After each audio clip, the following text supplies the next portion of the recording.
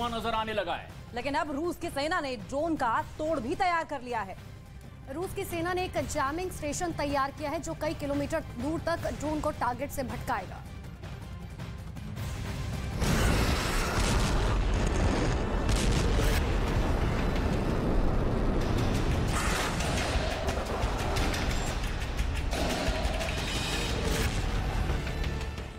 करीब 11 महीने से जारी संघर्ष में दुनिया ने हर युद्ध से अलग एक हथियार देखा, जिसे ड्रोन कहा गया। आसमान में उड़ती इस मौत से पुतिन भी घबराए और जेलेंस्की भी, क्योंकि दोनों के गढ़ में इन ड्रोन ने घातक प्रहार किया। लेकिन अब इस बारूदी मौत से बचने का रूस ने तोड़ निकाल लिया है।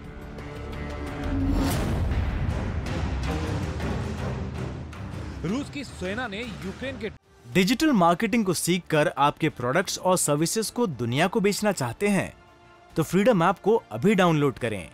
डिजिटल मार्केटिंग का एक्सपर्ट बने। ड्रोन को ट्रैक करने के लिए जैमिंग स्टेशन बनाया है। ये स्टेशन 150 किलोमीटर का इलाका कवर करेगा।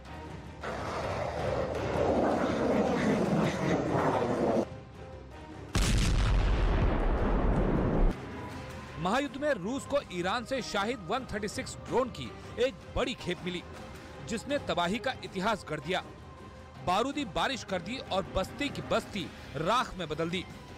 दोनों देशों के सैन्य अधिकारियों की माने तो इस जंग में रूस के 2500 तो यूक्रेन के 2800 से ज्यादा ड्रोन एक दूसरे का शिकार बने हैं। एंटी ड्रोन सिस्टम के निशाने पर आकर नष्ट हो गए हैं।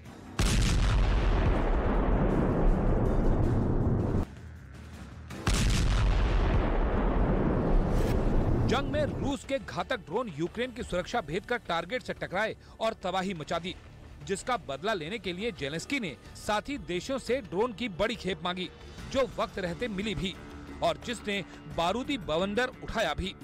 लेकिन अब रूस का जैमिंग उसके आसमान के लिए कवच बनेगा, नेटो के किलर ड्रोन से बचाएगा।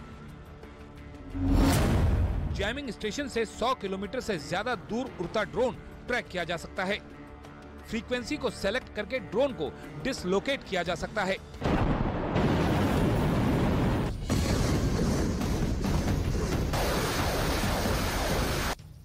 यानी जैमर के जरिए दुश्मन के ड्रोन को ट्रैक से भटका दिया जाएगा और दिशाहीन ड्रोन जमीन पर गिर जाएगा। यूक्रेन ने इस युद्ध में सबसे ज्यादा तुर्की के बारख्ताश ड्रोन का इस्तेमाल किया है। बारख्ताश एक लेजर गाइडेड बमों से लैस छोटे प्लेन के बराबर का ड्रोन है, जो निगरानी करने के साथ साथ हमला करने में सक्षम है, यानी बम और मिसाइल गिरा सकता है। बारख्ताश ड्रोन 220 किलोमीटर प्रति घंटा की रफ्तार से उड़ान भरता है। इस ड्रोन की रेंज 4000 किलोमीटर की है, यानी इतनी दूरी तक हमला या जासूसी करने जा सकता है। एक बारख्ताश ड्रोन की कीमत 17 लाख पाउंड तक हो सकती है। इसलिए रूस और यूक्रेन दोनों छोटे और कमर्शियल मॉडल का इस्तेमाल कर रहे हैं। रूस के खिलाफ युद्ध लड़ने के लिए नेटो देश लगातार यूक्रेन को नए नए हथियार दे रहे हैं। ड्रोन के इस दम ने यूक्रेन को रूस के खिलाफ कई मोर्चों पर मजबूत किया था, लेकिन अब रूस की सेना ने ड्रोन का तोड़ और अपने आसमान के लिए कवच तैयार कर लिया है, जो युद्ध में उसे मजबूती देगा।